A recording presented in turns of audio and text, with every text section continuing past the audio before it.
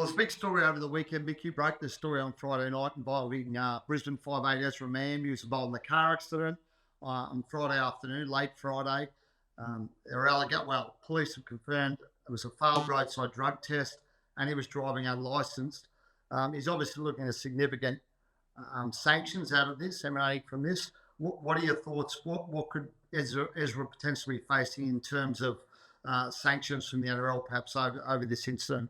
I think it could be the harshest penalty we've seen on a player for an off-field incident for a very long time. I'm talking at least half the season. I think that's probably par for the NRL to come down. They're very serious allegations against Ezra Mam, but as you said, the police have confirmed the fact that he was unlicensed, involved in an accident and failed a roadside drug test. So I think Ezra could face a long stint on the sideline, and I wouldn't begrudge the NRL for doing so.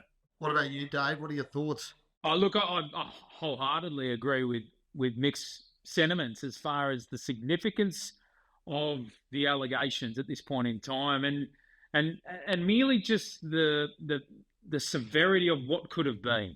And you read the comments from the mother of a young child that was in the car that collided with Ezra Mam's car, and you can almost sense the fear and anxiety and the trauma that it's caused, merely the accident alone.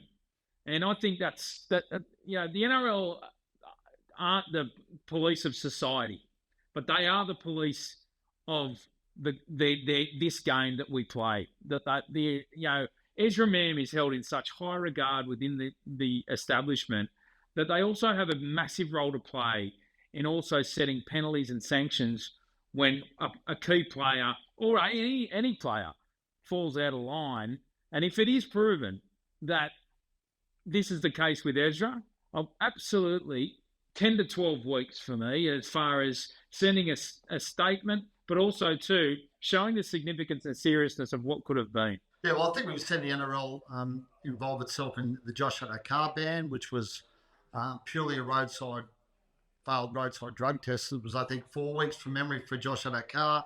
Braden Trindle obviously was involved earlier this year and failed roadside drug test as well. So if you use those as the litmus test, this one's at the far more severe end of the spectrum. So I'd imagine he's going to get a significant amount more time than those guys. But obviously at the moment, Ezra's in rehab. He's undergoing rehab and hopefully he sorts himself out. In terms of his future at the club, do you guys harbour any concerns over perhaps the Broncos ripping up his contract, or think that might be the case, or do you think they'll stick with him?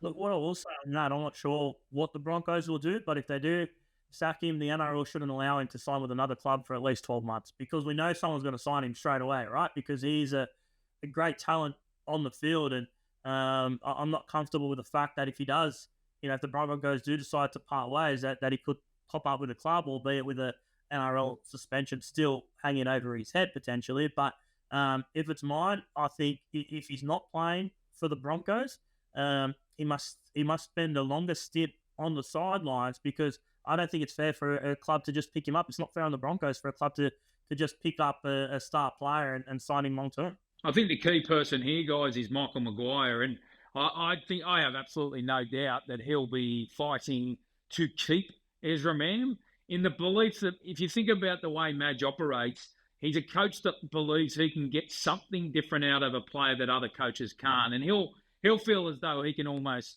nurse Ezra Mam back to the character and credibility and the cultural standards of which he wants at the Broncos out of Ezra Mam. And that's where I think Madge, I don't see Ezra Mam being let go by the Broncos. I think they'll persevere. They'll go through this counselling path. They'll cop whatever comes Ezra Mam's way. But as I said, Michael Maguire believes he's the type of coach that can correct players both on and off the field, and that'll be the case with Ezra. All right, it's good to play out in this one. Thanks, boys. Thanks, Ready. See you, mate.